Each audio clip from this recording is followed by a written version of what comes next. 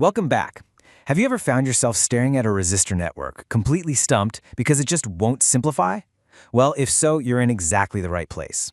Today we're going to add a really powerful trick to your electronics toolkit, the star-delta transformation.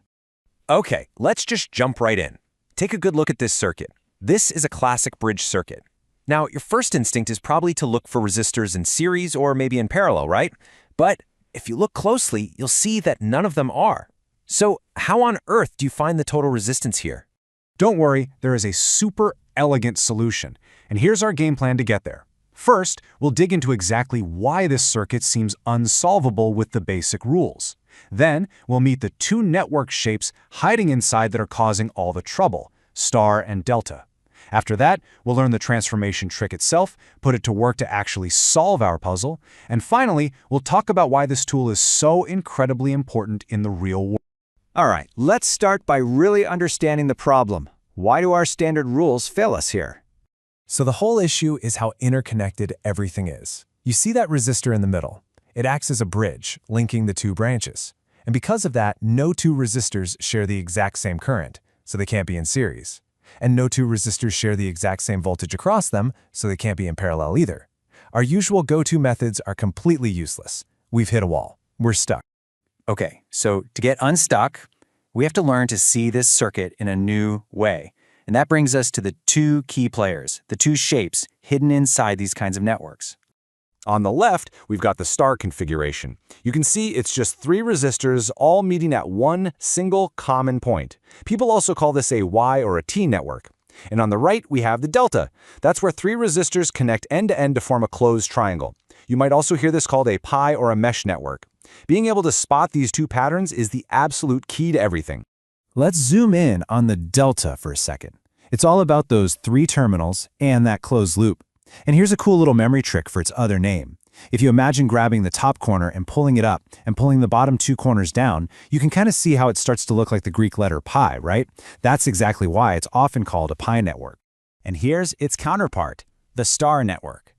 The big giveaway here is that central node where all three resistors meet up.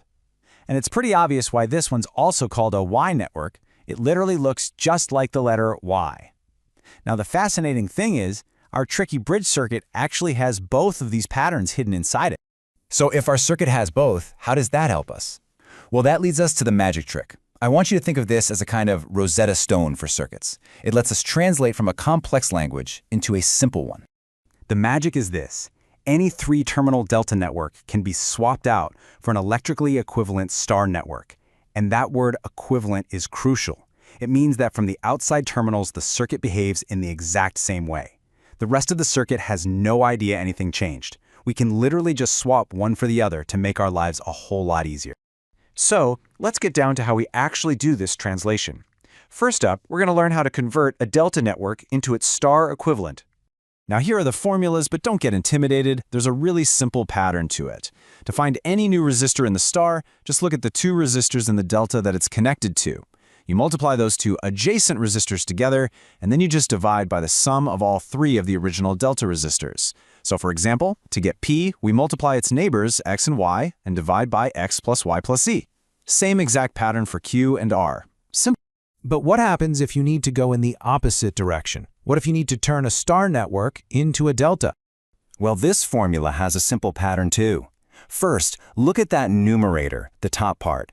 You get it by multiplying every possible pair of resistors in the star and then adding them all together. So that's P times Q plus Q times R plus R times P. That numerator is the same for all three calculations, which makes it easy.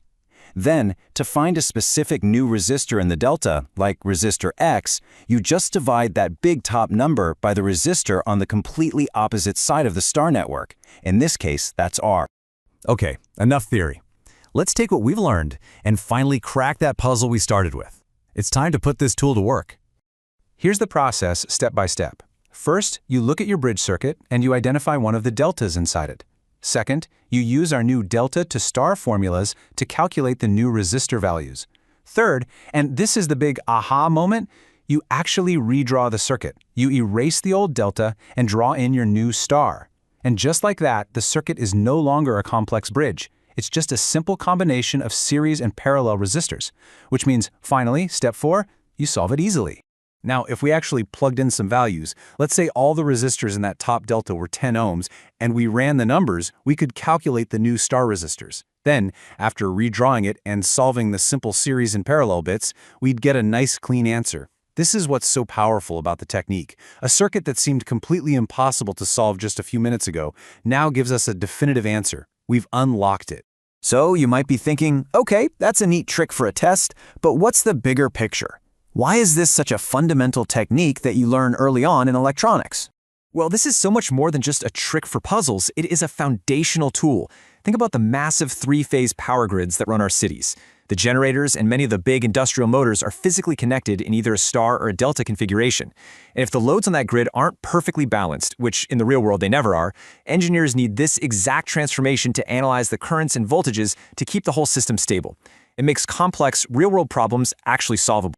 So, we've taken a complex, unsolvable puzzle, and by learning to see the hidden patterns inside of it, we transformed it into something simple.